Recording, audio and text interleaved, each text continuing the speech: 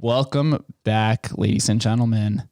We are here recording a podcast that should have happened probably 2 or 3 months ago, but I am fortunate that I've been to 2 of their events. I'm here with Nick Arellano, yep. Arellano and Rachel Bowman. They are the producers of Don't Tell Comedy. Don't Tell Comedy is a pop-up comedy show that has happened throughout the Arts District and Las Vegas. They've thrown incredible events. The one at Ferguson's was awesome. The one at Bungalow Coffee was awesome. And they also helped with the win as well.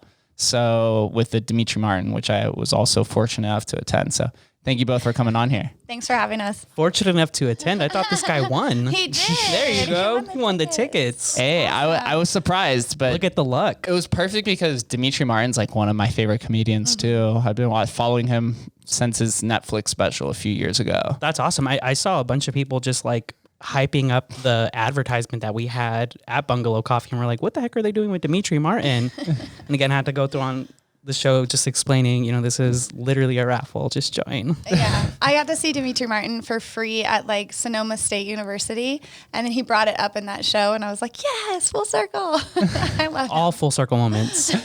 So have you both been lifelong comedy fans, or is that something that just sprung up with the opportunity to produce Don't Tell Comedy Vegas?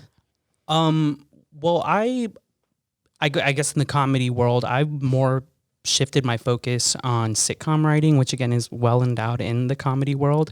A lot of my fellow producers in like the different states are likely all stand-ups. They put on their full shows with their comics.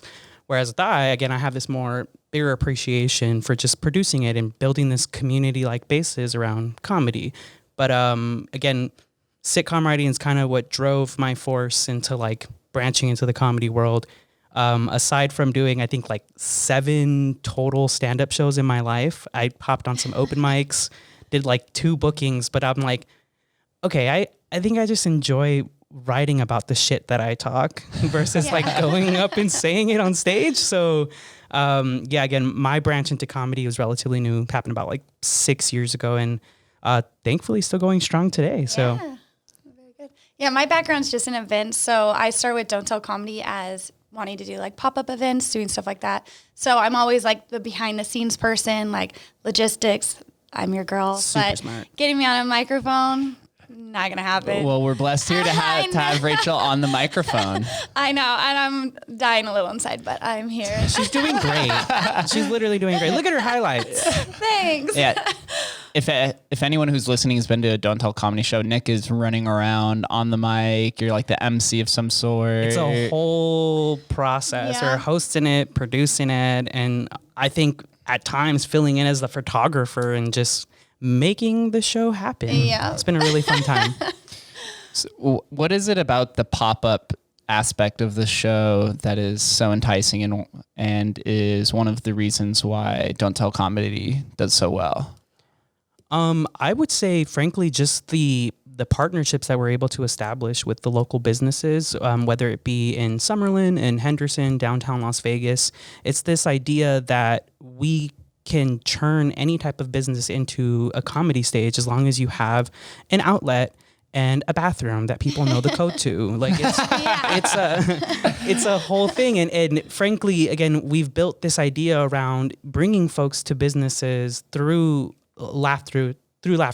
secrecy. And at one point, having that BYOB element implemented into the show, which made it even more fun, even a more fun experience, because not only are you getting this like secret or this top secret location, but you're also like able to bring your fucking keg of beer, which people have done. Yeah. It's weird. They brought coolers, and I'm like, folks, this is an hour and a half. What is your problem? But again, it's just that excitement that one is able to experience on a Saturday where they receive, an email where the location's at, and are like, bring your drinks. Yeah, and like I think the element of when you go to a comedy club, there's always like a 2-drink minimum, and we're like, bring your cooler, hang out. Like we used to have them prior to COVID. We'd have them in people's houses, and like the host would like barbecue and have like a margarita machine, and so people are just showing up. They're like, why am I at this house? They go in the backyard. There's comedians that they would see maybe on the strip for $40, and they're watching them for $20 in a backyard drinking margaritas for free. So it just like gives us excitement. You're like, I never expected to have this much fun out, not knowing where I was going. Yeah, when I went to the show at Bungalow Coffee, there was a gentleman right next to us that bought like a whole 36 rack to an hour and a half show. I'm telling you. The comedian even brought it up too. He's like, bro, we're here for an hour. I tell you, my middle brother, Eddie, God bless him. He's been to practically every show, a great supporter of Don't Tell Comedy. And I literally see him walking in with like cartons of beer. And I'm like, who is that all for? It's just him and his fiance. And I'm like, who is that all for? And again, it's a whole great time for him. Like, he's like, dude, this is awesome. He never knows who the comics are. You're my brother. You're also not going to know who these people are. And he just shows up acting a fool sometimes, but it's awesome. It's fun, But having the BYOB model is awesome. It adds to the experience, but doesn't it hinder the progress of Don't Tell Comedy and decrease the revenue since there isn't sales that are happening within like a service bar that's set up there? Yes, I would say that it would. When Ferguson's, for example, Ferguson's has a bar that you do purchase drinks, so we lose the aspect when we're in places that have liquor license, and then it becomes like a cash bar.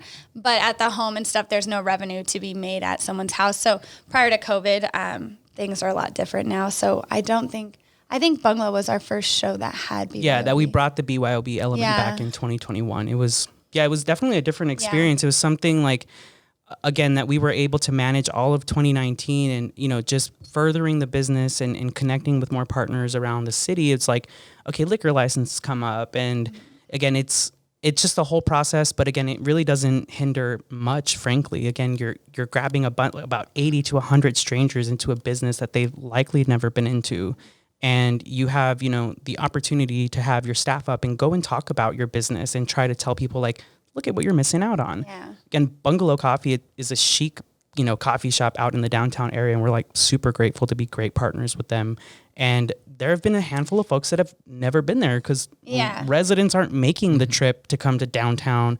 They're not making the trip to go to the Strip because it's a process. It's a hassle at times. And so when we provide this element of surprise and have it well coordinated, it really does end up working out for Don't Tell Comedy, works out for the guest, and most importantly, works out for our partners. So is the marketing process more strenuous or stressful because it is a pop-up and the venue changes every time and you have to go a little bit different about marketing since it's not just like a comedy club? I mean, not really. More so all social. So pretty much like Instagram is where we get most of our ticket sales. Yeah, So Instagram, ad blast, like there's a whole process that we take into consideration. But frankly, again, building that brand of digital engagement along with our Don't Tell Comedy profile has really helped elevate a lot of our shows so far. You know, we check in with people after the shows, we ask for their experiences. And again, when we are collaborating with partners, we are also collaborating with their marketing team and just, you know, ensuring that the business is going to keep flowing with us as long as you have our shows on, and we're always going to keep promoting you guys. It just overall turns into this process of like pure partnership and, you know, providing that pop-up experience in their location. Yeah, I enjoy what you guys are doing because it also exists within the local framework of Las Vegas. I've had a few comedies on here. I had Butch Bradley and Brady, who I found through your guys' show. And they mentioned how the comedy scene in Vegas is a little bit severed because it's kind of, they called it a heavy hitter town because you have all of these headliners coming in and kind of taking up all the stages. And it leaves no room for the local comedians to go and perform and connect with the local scene. So you guys are adding like a completely new dynamic to it.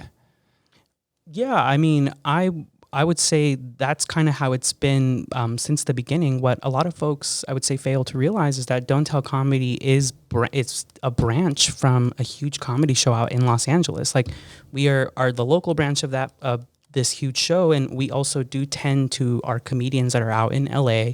But you know, ever since bringing Vegas into the notion, we do like adding that spice of like local comedians and sharing stages that they frankly have never performed on.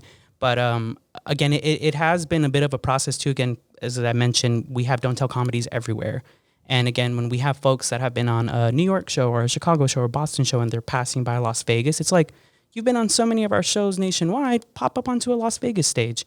Provide that same experience that you're providing in all these other states. What is the vetting process like when it comes to adding a comedian to one of the shows? Is it just a referral based system? Do you go off of skills? Are you looking primarily, through social or media? like one Scoot of this closer or if one of us see them out live and we're like, oh, that was really good, like we'll reach out to them. Again, I think this also circles in with our branch of like digital engagement in Instagram, because people see, again, we're consistently posting, we're staying active. And sometimes it's really just a DM that can catch our eyes with the reel. And we're like, oh, great. Like, you're in town on this time. Looks like we have a show. I'll let you know more details as we approach, but like save that date. And again, just like answering our messages, ensuring, that like, if you're not on this Don't Tell comedy, it's likely because we're booked. But, we still like to keep our roster of comedians that have reached out to us and know that we can provide a different experience every single time. Because if you've been to like a handful of Don't Tell comedy shows, you'll notice that we don't have the same lineup typically. Mm-hmm. We have this conversation a lot because we only have one show with COVID. Being that Ferguson's is an outdoor stage, we're able to host large events. So having one show and we only have 4 comics to 5 comics on the show, it's hard because it might be a month. So comics around town, they're going on shows every single night. Whereas we have the one. So if we have you on one, if you come back the next one, the people at our shows have already seen you. Mm-hmm. So it's kind of hard. We have to separate them out.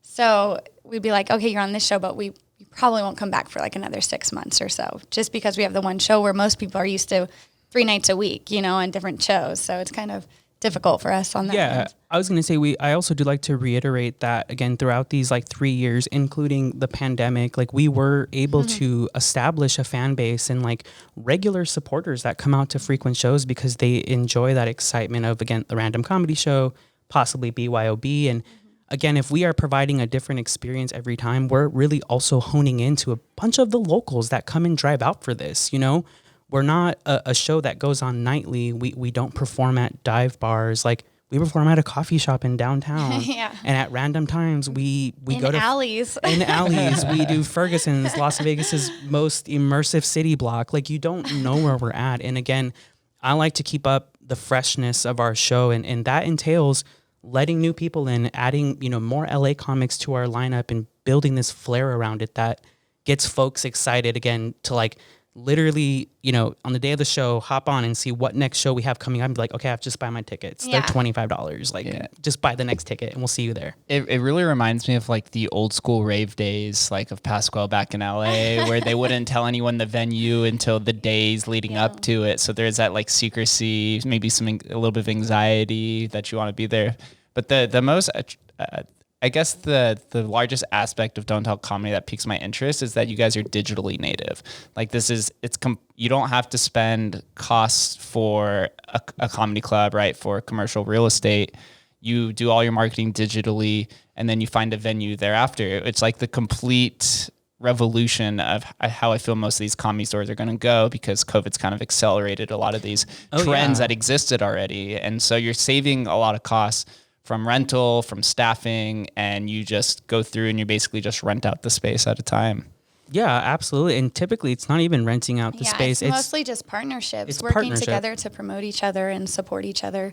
I think that's why we love working with Ferguson so much, because they have the whole concept rooted in community, and that's just something we really want to be part of. So absolutely. And again, I know I keep making these reiterations on digital engagement, but frankly, again, it is something that has impacted us in these past 3 years that a lot of local businesses, small businesses had to adapt to. It's okay, why am I hiring a social media coordinator all of a sudden? Why did I need this? And it's because no one's showing up, but they're scrolling madly on their Instagram. They're obsessively going through TikTok at 2 a.m. So it's why not reach out to that audience and say, we have something going on. You should join us. And then on top of that, apply that extra level of community and just say, we hope to see you there. We have a great lineup ready for you. So again, digital engagement has absolutely helped us throughout this entire process. And frankly, survive after COVID because we saw so many shutdowns. And frankly, we got to do the Zoom shows as well through COVID. So we got to stay. Yeah. How were those? I listened to a fair amount of comedic podcasts that are hosted by comedy or comedians, and they have not very good opinions about we got shows. really lucky because we partnered with Pour in the Alley. And so we worked with Abel Baker, and we had James, who is the brewer down there. You were able to swing by, pick up a 4-pack of beer. He would be on. So you got to taste the beer virtually online with the brewmaster. You would taste the beer, then a comic would go on. The comics had the beer as well. We had to, because it was more like a just engagement of the beer tasting.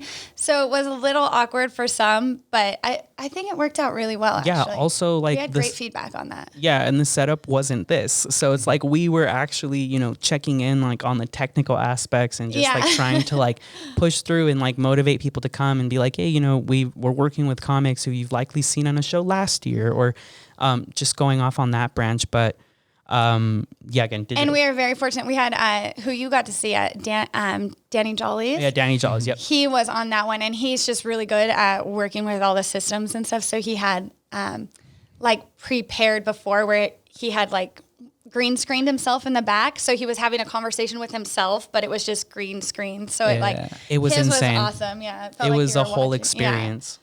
And from the Don't Tell comedy shows I've been to, I like this like raw, natural, authentic vibe where when we were at Ferguson's and the microphone kept cutting in and out, and I forget who was the headliner. I forget what the woman's name was, and she grabbed like 2 mics. And Laura Bites. Yeah. And oh my God, Queen.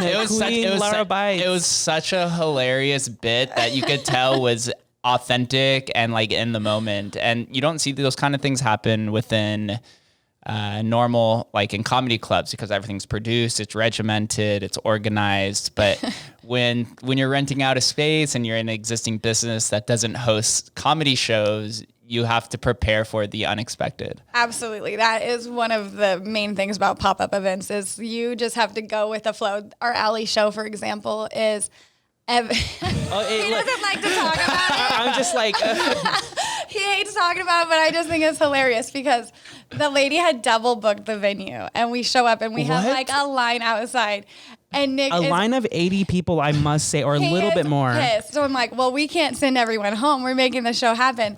So like, I'm going around to all. I go around to all the businesses, and I'm like knocking on doors. It was like a church was one of the business next door. There was like a music shop, and I'm like, hey guys, are you using your alley tonight? They're like, no. I'm like, no deliveries. They're like, no. So I start loading the chairs in the alley, and I'm like, this is what we're gonna have the show here. He sends his brother to go get some bistro lighting. We have no plugs. But we we hang the bistro lighting across the alley, put the chairs up. We have people lining up around the building. We're like, change of plans. You're entering this way. And it was one of our best shows that we've ever had. It ended up in Thrillist magazine. It just like ended up being perfect. But it was like, they had, I think, 600 kids, like high school kids, for a basketball tournament in the venue. And we're like, there's no way like we can get this many kids to get out in like 15 minutes. So we got to do what we got to do.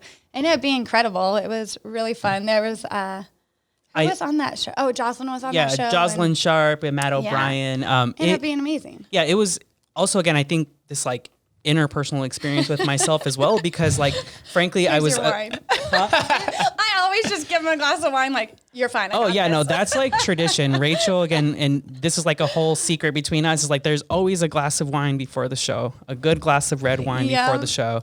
And I just remember before that show popping on, Rachel brought me one of these like 7-Eleven like wine samples, and I see the alley packing up, and I'm like, you know what? I got this. Like I just down the entire thing, and I'm like, let's put this show on. On top of that, being a relatively new producer, again, I think this is why Rachel talks about the amount of stress that I was like enduring at that particular moment. And I guess to like my benefit at the end of it, Don't Tell Comedy like featured us on their main page for like the first time. And I was like, whoa, that's actually like a landmark, because, you know, our Don't Tell Comedy main page is more centered just on like promoting and advertising a lot of the comics that we've been working with, this huge, amazing lineup of like up and coming bigwigs, in my opinion. And, they'll do some city share outs ever so often. But in the beginning, Vegas was barely getting off its feet. And, like, for fuck's sake, like, we put a show in an alleyway. Like, it was like a whole thing, and I'm like freaking out. And I'm like, this is going to be horrible. There was just like a cat walking across the fence. I didn't like, oh God. I'm like, how do I report this back? But I guess the key element of that was that, like, we still made it happen. And, like, that's what makes Don't Tell Comedy so special, was that, like, Rachel and I really just, like, again, teamed up at that particular moment. And it's been that way to this very day, where it's like, this is what's going on. This is what I know. This is what you know. We're putting on a great show, plain and simple.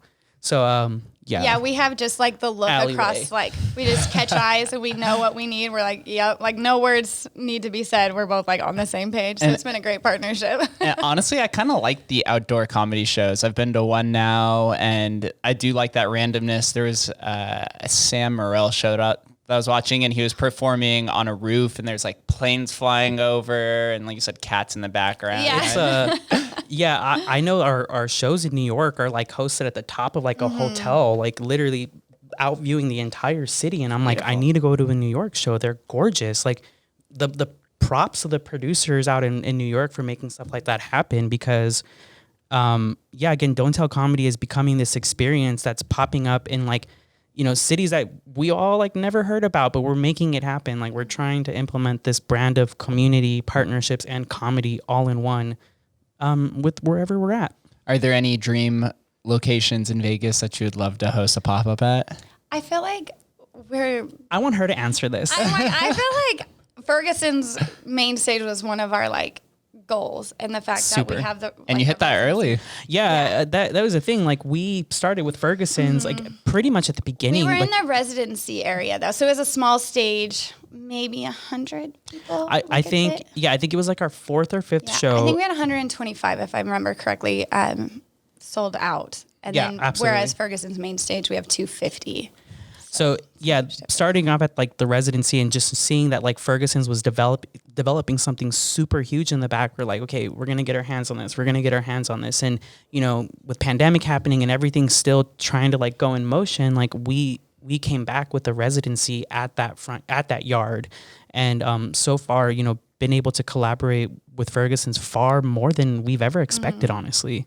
So again, props to Ferguson's downtown. They've been amazing partners to connect with, and also like mentors, frankly. Like, one of my mentors, Erica Bell, she is the event manager at Ferguson's downtown, has given me like a plethora of just like advice to like live on to continue succeeding, in our business. And so just, being under her wing and getting advice and guidance has been like a super huge light in my life. So I'm like, okay, I started out at this very young and very nervous. I was 24 when I barely started producing the show. I'm 26 now, turning 27. And I'm like still facing some type of ageism from time to time. It doesn't get to me anymore. So it's been a whole mind switch. And frankly, it's because of the people that I've been connecting with, these past 3 years.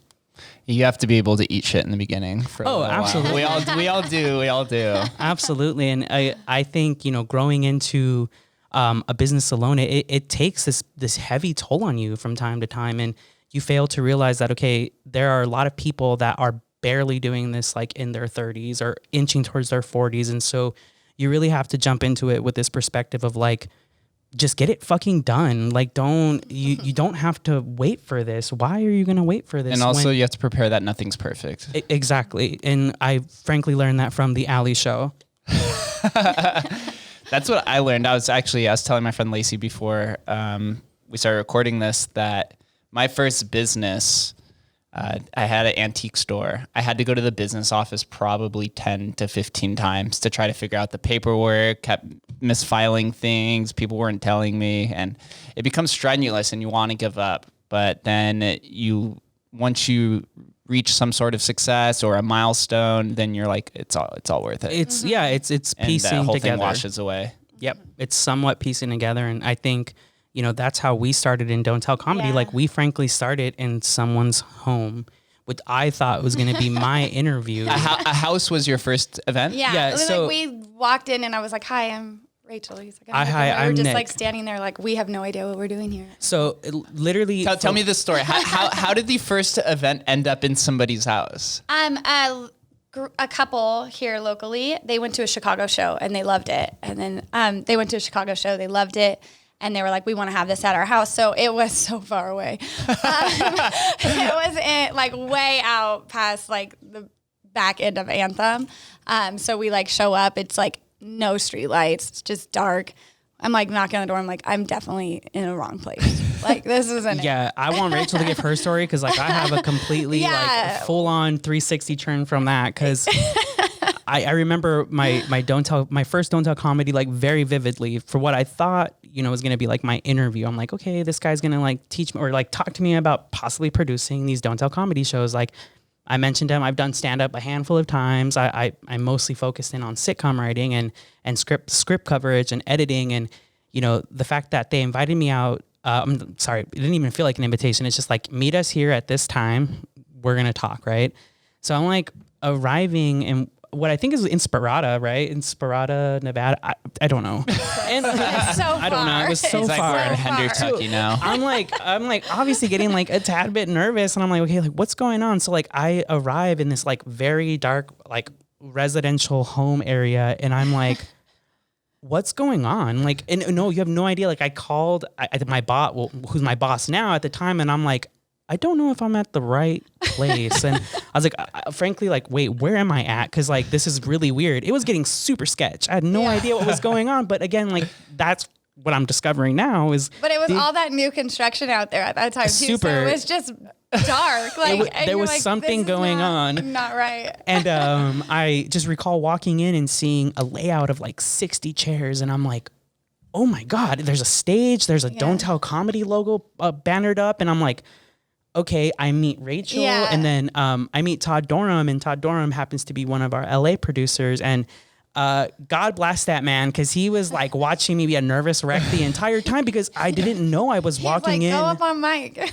I was like, I did not know that I was like walking in to help produce the first show. It's And like an interview almost. It was literally like an interview. And so I just remember, he's having me do or help with check-in. I'm like talking with Rachel. I'm seeing the comics coming in, and I'm like, wow, this house is packing up. What is going on? This is a party. Like this is a huge comedy party. And so I see Todd doing his thing. Todd's talking to all these folks, literally creating possibly more partnerships along the line.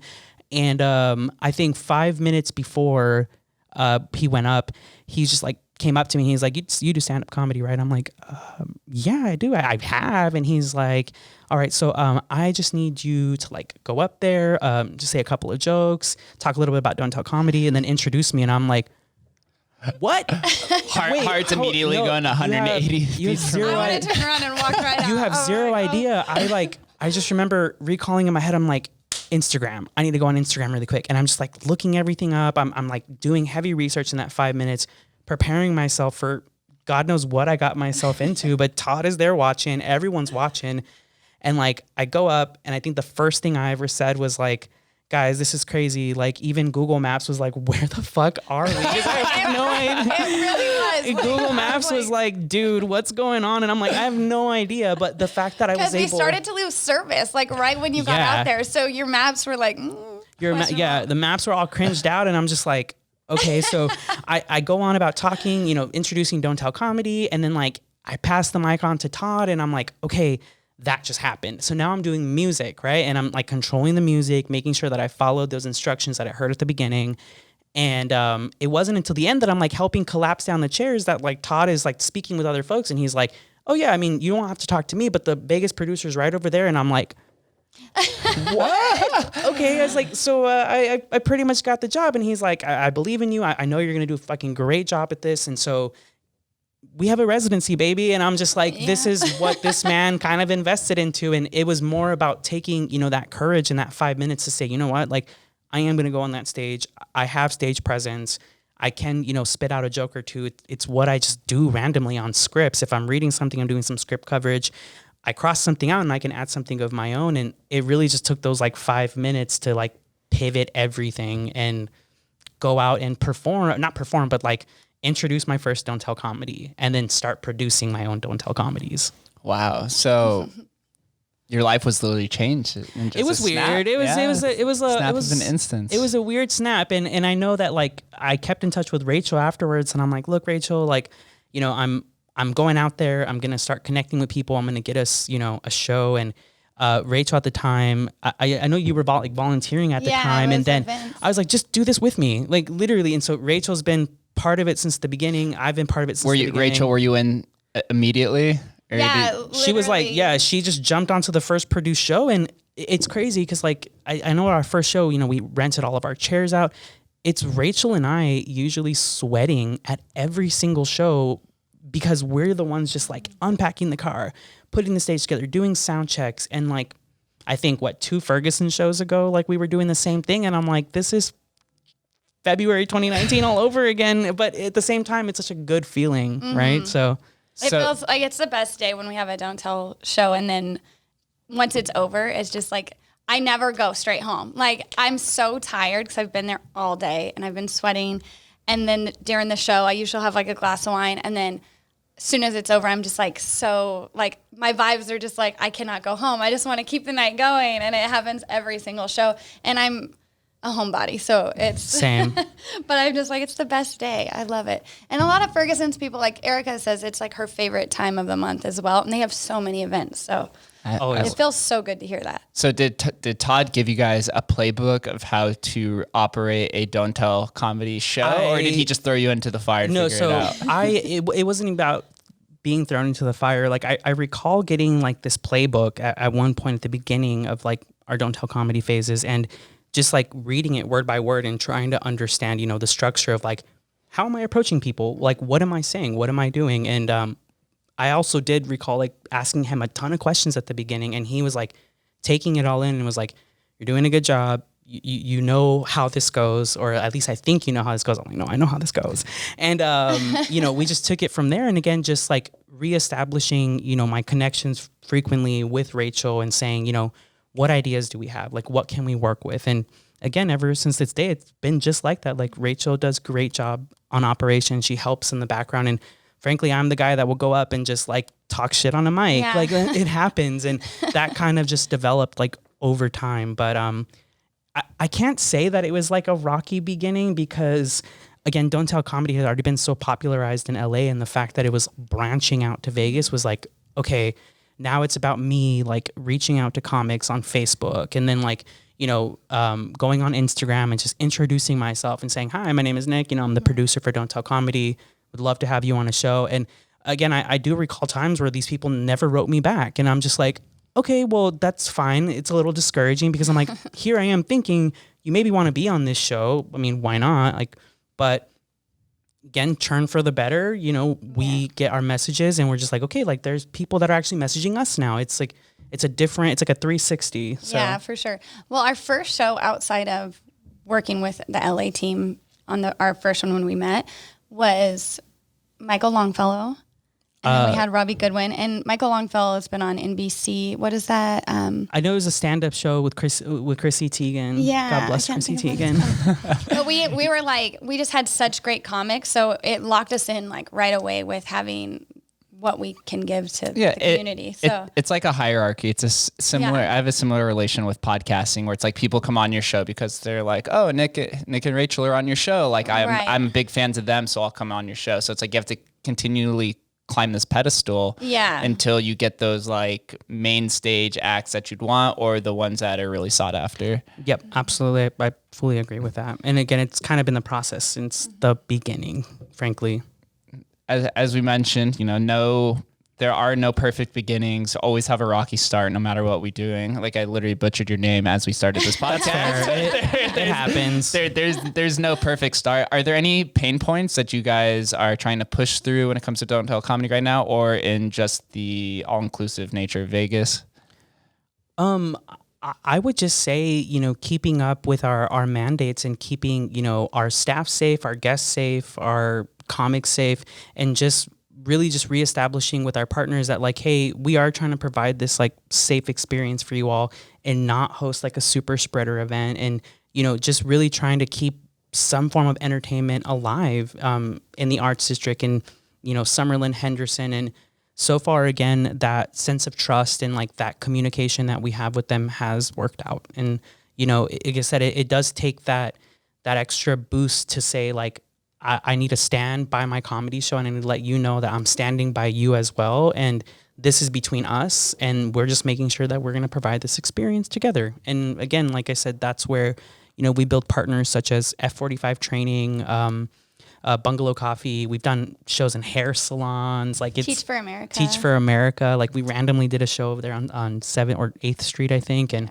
again, it's really just evolved for us in such a huge way. But at the end of the day, it's like, I have Rachel, I have our team in LA who are extremely helpful. Like they're awesome, awesome, awesome people. Producers connecting with one another. Like you mentioned earlier, grabbing comics from different, booking comics. And little do a lot of people know is that we actually get producer referrals. It's like, hey, this guy did my show. I think he's going to be in Vegas in like a couple of weeks. We'd love to know if he can hop on your set. It's like, okay, if I know that you worked with, our San Jose producer, our LA producer, Chicago, it's like, great, I would love to have you on my show because you obviously rocked it enough for them to like give you that recommendation to like swing by a Vegas show. And the development alone with Vegas shows, going from alleyways to Ferguson's downtown, it's like why not?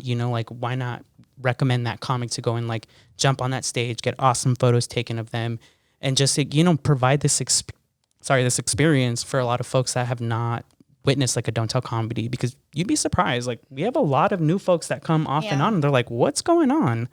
That's what I liked about it. The first show I went to, I was like, what is happening? We're at Ferguson's. Like I knew Ferguson's had some shows, but I hadn't been to a large scale show like that in their outdoor amphitheater. Yeah, you see like Nick and Rachel running around sweating, drinking wine. It's a whole thing. Our last show was like drenched in rain in a Free Britney shirt. Like it was a whole thing. It's crazy.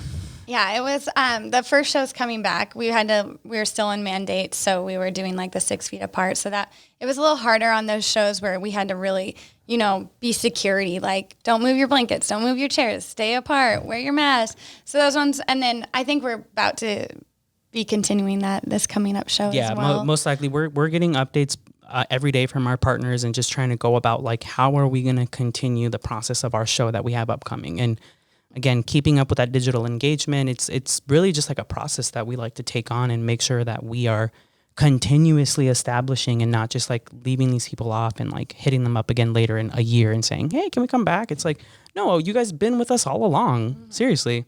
You're just on the roster, guys. Yeah. So we are recording this in the Arts District. A lot of the venues that you guys have hosted is within the Arts District. What are the positives about the Arts District that keeps you guys coming back? You want to go for this? Well, I think just like for me personally, it's the community base, like Same. being like Ferguson's slogan, rooted in community. We are proud to be part of this community and the creativity down here, and to be come on, welcomed feels great. There's overall this huge fucking vibe that's like the greatest thing to be a part of, and especially if you're providing this, comedy experience that's not like randomly in a bar, you're buying, 2-drink minimum. It's like, no, you bring your own drink, and we're somewhere really cute in the Arts District. And, providing that experience for locals who frankly have not seen the new Arts District, it's a process. Like I lived in LA from 2015, I think, to 2018 or 19. And I was born and raised in Las Vegas, and frankly, before I left, I'm like, downtown, gross. What the fuck? Like, I don't want to go there. And it wasn't until like I came back at 23, 24 that, I come back to like an entirely new Vegas. Like, you have no idea. I mean, Main Street just in the last like 2 years is a huge change. In itself. I was going to say too, like I spent my 21st birthday in LA with friends telling me, oh, we're going to go to Vegas. And I'm like, why am I going to go to Vegas? Little did I know, Commonwealth, Beauty Bar, there's all these things going on. And I come back at 23, 24, and my friends are invited. I'm going out with my friends, and I'm like, what's this? Right. Whoa, what's this? Where are we at right now? And they're like, this is so old. Like, this is so 3 years ago. And I'm like, okay, I didn't know that the Arts District was like becoming something. And, now that we are embedding ourselves with the community, it's like we're just adding on to more of the revolution that like downtown Las Vegas is. So yeah, one of my first like experiences being like, whoa, this is changing was when Rebar opened. I felt like once they opened, it changed like the whole vibe down there. Like you had, because you always had Velveteen Rabbit, but it was like, it's like an after hours kind of thing. It's only open a certain time. Yeah, exactly. And I was like, so I never really went there. Then they opened Hop Nuts,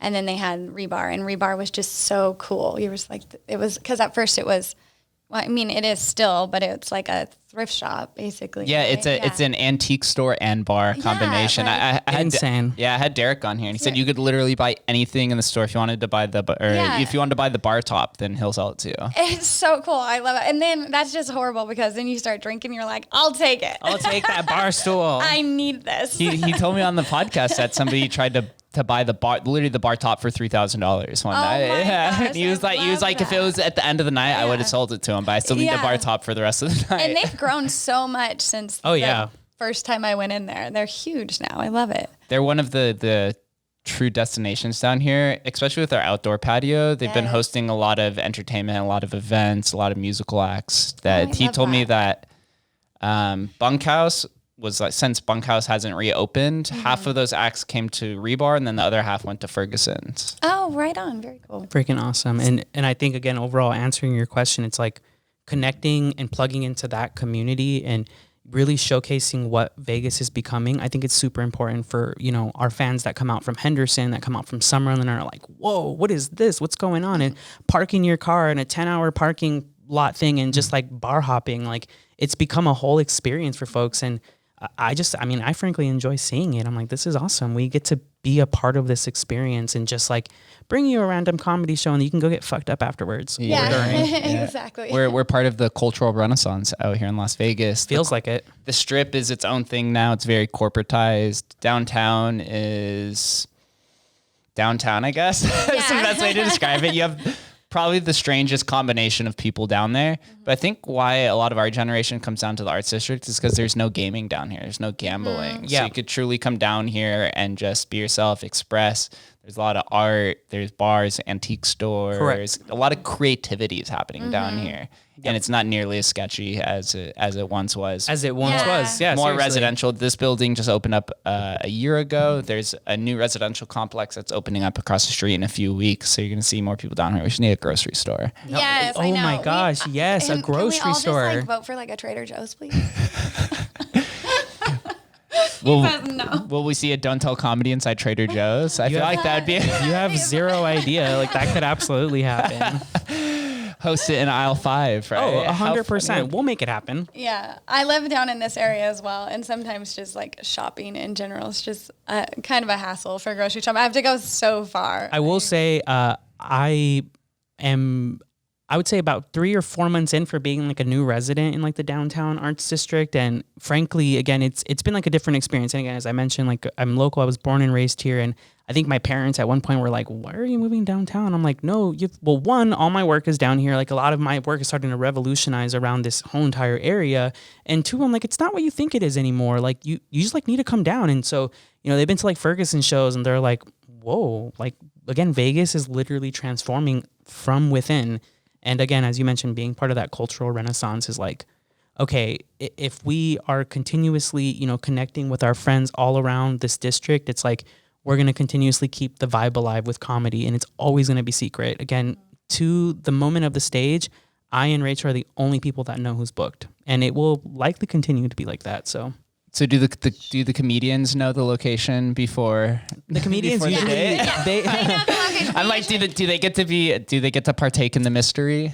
They're part of the mystery. Nick sends each one of them like detailed script of where they're going, their times, and around what time they'd be starting. But that's about all the That's about it. Yeah, typically they walk in and they have no idea, that they're partnering with a full-time Comedy Store regular, and like they're like, holy shit, like I'm on the same lineup. And again, it's also that experience for like the comedians that I like to keep alive too. Like Cece Sample, when she knew she was going with Matt Edgar. Like, oh my God, she freaked out, and it was so awesome. We just give them like the lineup when they get there, right? So like, here's your lineup, and she's like, oh my, she took it home with her. Grabbed the lineup. She's like, my name's under Matt Edgar's. I'm like, I love it. It was a whole process for her, and I was like, that's literally part of the, I guess, excitement that we're also trying to provide, because the comedians literally are what keep us alive in this industry, and so. That's kind of, the flow of how we have shows going again to this very day. It's been like that since the beginning. That's such an interesting dynamic where the comedians are also partaking in this experience. Do you think it has an effect on their act as well? Frankly, I mean, at the beginning of the show, again, she mentioned this detailed email that I send out. I like to let people know, like, this is the time we're meeting just to like discuss who you're working with, your set time. But I also take that time to let them know, like, we're hosting a great show.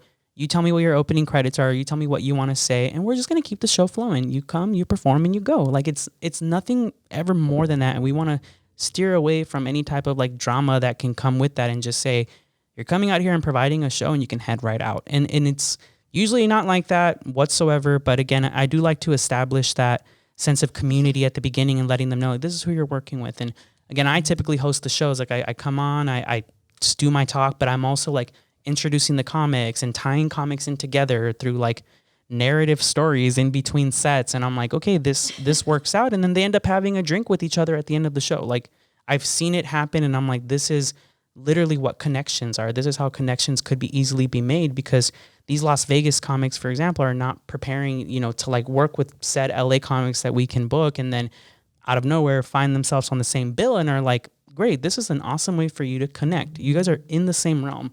Why not ask a question? Why not get an Instagram follow? Just take it from there. Like, this is something that is really awesome with the Don't Tell Comedy experience.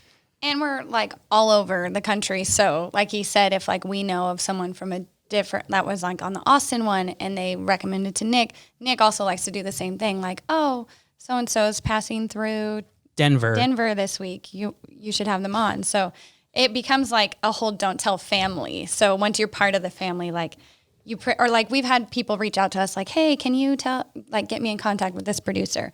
We're like, no problem. That's fine. Easy. How many other Don't Tell comedy locations are there across the country? Do you know?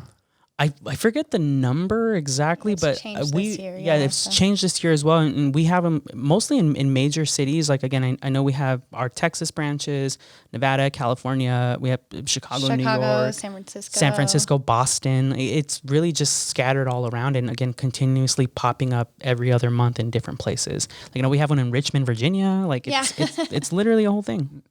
Have you gone to any of these other locations, checked out their vibe, see what they're doing, maybe take some bits and pieces from these other locations? Oh yeah, of course. I've been to some of the Don't Tells in Los Angeles, and or the one in particular was like on top of like a parking lot that was like in a yoga studio, a parking lot at the rooftop, and it was just awesome to see again this experience that I was able to like sit in on and like enjoy, because like I've never enjoyed a Don't Tell comedy. Like, I'm the guy putting it together, so the fact that I was able to like walk into the show, take my seat, and just like see the different comics coming up. I did not know that I was going to be watching a comic that had a Showtime special in like 2 months. Like, that again was part of that experience that I saw myself providing to folks out here in Vegas. And so the overall vibe with the Don't Tell LA shows is like a bunch of our hard knock producers all coming together, brilliant brains, and just putting on good shows.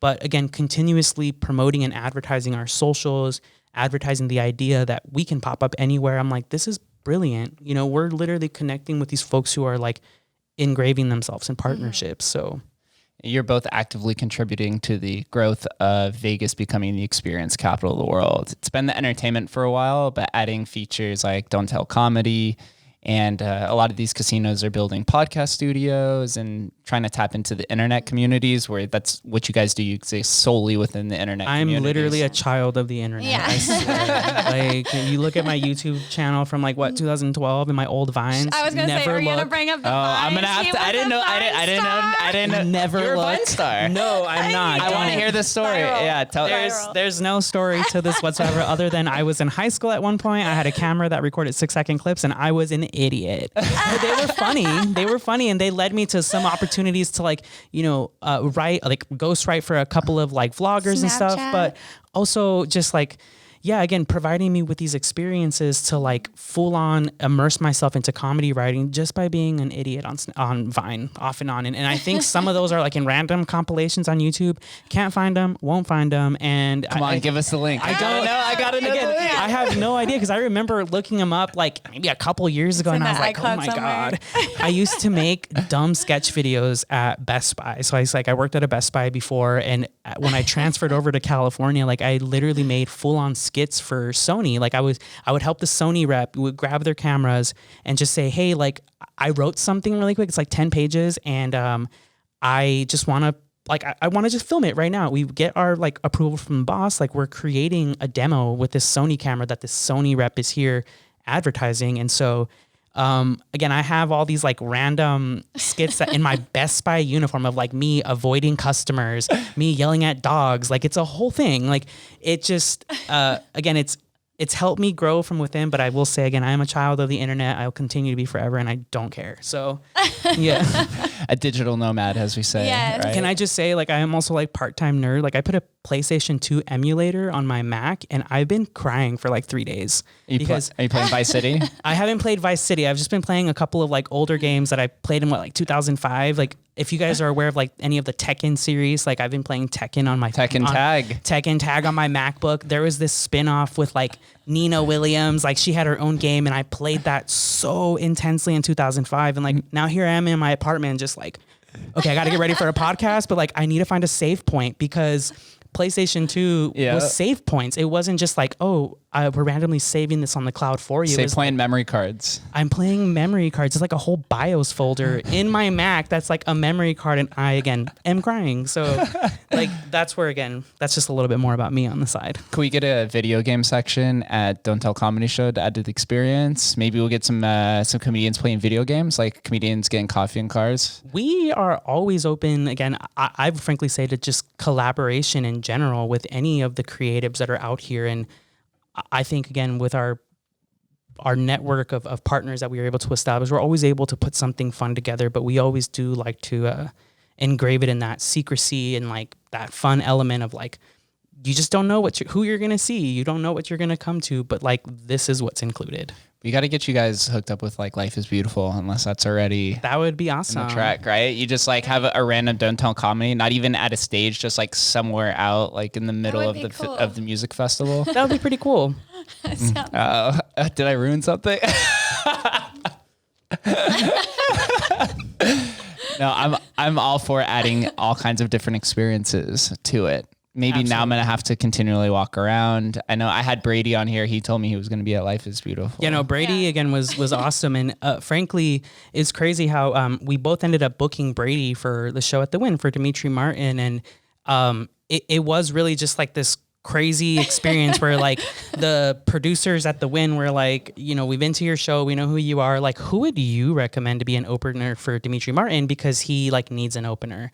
And in my mind, Brady Matthews, who has like killed like both of our shows and just recently killed our Bungalow show, I'm like, Brady Matthews, right? So I go and I text Rachel. I'm like, Rach, like the Wynn reached out to us. Like they want to know, you know, or I'm sorry, AEG Presents reached out to us and they're like, who should we have as an opener? She immediately said Brady Matthews. So I'm like, what is the universe? Like we both already. He didn't finish the sentence. I'm she like, Brady didn't. Matthews. Yeah, she's like Brady Matthews, and I immediately just had him on a phone call in like 10 minutes, and I'm like, Brady, so like I want to explain this to you because like I'm relatively new to a lot of this, and like you know, I've talked about this on plenty of occasions where producing has always been new to me, but AEG Presents came up to me and like they need an opener, and I think you do a great job, and he's like, what? I'm like, okay, like you should just do it. It's gonna be a great time, and that's kind of how we kept it like.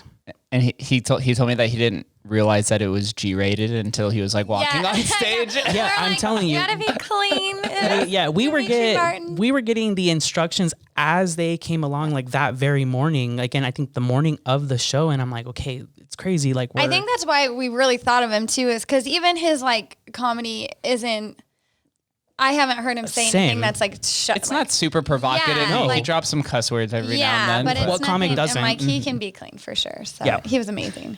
Yeah, his baby skits on point, and he also lives in the Arts District. He told us as well. Awesome. That's what I told him. I was like, he moved to Vegas last year and then found home, he said, in Arts District because it spoke to him the most. Yeah, and he's wow, an that's a artist character as well. to the. He is an artist. Yeah, he gave us a couple of stickers of his own, and I'm like, this is insane. This is what you do on the side. That's you need him to paint a live painting drunk while everyone else is performing off to the side. You ever see what that? an idea. We're just brainstorming up in guest list podcast.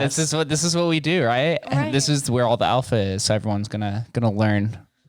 And I also told him on the podcast he needed to do that as well. Yes, I love that. We're just like hopping on different podcasts and letting people know again what we're collectively doing as like a community. And I know part of this, you know, segment with you guys, we did want to talk about like some really cool announcements that we have coming up. Yeah, please. Yeah, absolutely. Like So we have a show coming up on Sunday, August 29th with Ferguson's Downtown. Again, we established this, what was, and I say was now, supposed to be a 5-month residency is now in the works of like integrating itself fully into Ferguson's Downtown. And it's, again, frankly, because Ferguson's has become family. They're people that we're really in tune with. And they overall, fit that vibe that we're always striving to look for with Don't Tell Comedy. And frankly, I'm just grateful to be in talks alone of like continuing this experience like permanently in the arts district. But again, that doesn't take away from, the secret element that we keep on other shows. Cause like, you may know that we are at Ferguson's, but little do you know, in 2 weeks, we'll be at a random hair salon in Henderson. You won't know. You won't know until you get that email, but just know typically like one of our shows is laid out at Ferguson's Downtown. It's still a big lineup a secret lineup, and it's downright going to be a great time. Like, it's still going to be awesome. But if you want that like surprise element with the possibility of like BYOB, come to the next show in 2 weeks. Yeah. And then we've got the 2 bars opening at Ferguson's now as Correct. well. So that's going to add addition to making the show even better. So you got Peyote and the Ferguson's bar both opening. Yep. Oh, sign me up for that. It's going to be awesome. Again, we have a lot of stuff in the works, and We always have Vegas Test Kitchen as well. You can get pizza, sushi. Jolene is awesome. That's an Jolene is so incredible cool. place. Yeah. She's so cool. Yeah. We offer the food up until like an hour, like right before the show, like 7, I think we stop with the food typically. I think so, yeah. I think it's about 7:15, just so we can start getting people seated and getting ready for the show. I would say that the other really awesome announcement is that we will be throwing a really big Pride event. There's some big like talk under like this huge sponsored event that we're going to be running. It's a secret at the moment, which is going to be for a while. But as we finalize details, we're going to be like releasing them out onto Instagram and letting these people know like, hey guys, like we're really just out here trying to do heavy shit in the downtown arts district. You need to join us, and the lineup is going to be fire. So that's just how it's been. And again, I'm really excited to be partnering with some of these folks who, again, I will keep secret on this Pride event. And I think it will actually be my first Pride, which is really cool. So I get to produce like my first Pride. I'm like, never been to it, but I could produce it. So how fucking cool. That is incredible. I'm so happy for you guys' success, and also that you're growing to more than just one show per month. That's the huge absolutely. staple. That's the huge staple. Before we get out of here, I have to ask each of you one similar question. It's the same exit question asked to everybody. Okay. We'll start with Rachel first. Yeah, surprise. That's this. Nightmares. What does Las Vegas mean to you? Oh man, Las Vegas, I guess just home. It's just, I've spent so much time traveling and pretty much living in a suitcase, going back and forth. And I've been in Vegas for about 8 years now. And I've just established my grounds, my career. I feel like this is home for me, and I don't plan on leaving. I love it here. We got her. I'm here. Amazing. I love it. No, seriously. I want to piggyback off of that because Las Vegas is home for me as well. Like, I was born and raised here. Isn't that the song? I'm like, wait a second. Fucking so I again, being born and raised here and seeing the development and taking part in it, it's like, okay, great. Like, I get to leave, my stamp on Las Vegas somehow, whether it be with like a show or like a book that I recently wrote. It's like in stores at the moment. And I just can't believe that in my playing grounds is like where I'm doing a lot of my business at the moment. And so that's what Las Vegas means to me. Community alone too. So majority, minority, fucking great. Let's do this. Right. That's great. Let's do this. Where do I send all the listeners and those who are watching on YouTube to follow each of you along your journey and more about Don't Tell Comedy? You could just follow us on Don't Tell Vegas. I always like to push to our parent Instagram as well, just regular Don't Tell Comedy. And you will see all of the upcoming events we have going on, upcoming giveaways, which we have a couple in the works, which is really awesome. And I would just say sign up for our email newsletters because they're on spot. They're really well detailed on spot. And you're always looking for a great time or always going to have a great time at Don't Tell Comedy. At least that's what we strive for all the time. I've had a great time. Yeah. Look at Jake's So- commentary. And if you're at Nevada Beer Bash this weekend, you can possibly win some tickets. Yep, there you go. Yeah, you can win tickets, guys. I won a ticket. Yeah. So also you can It's real, You can, literally. you can hear Nick perform some stand up as well. Yeah. Oh shit, yeah, let's go. Yeah. I'm ready. Thank both of you for coming on. This is Thank you for having this me. is Thanks for having us. everything that I it's wanted. I'm a big fan of Don't Tell Comedy. I'll continue going to you guys' events, Thank you. watch you guys evolve, and maybe or maybe not see you at Life's Beautiful. Who knows? We appreciate you so much. Thanks for having us, Thank Jake. you. No problem. Great. Thank you guys for listening. We'll catch you next time.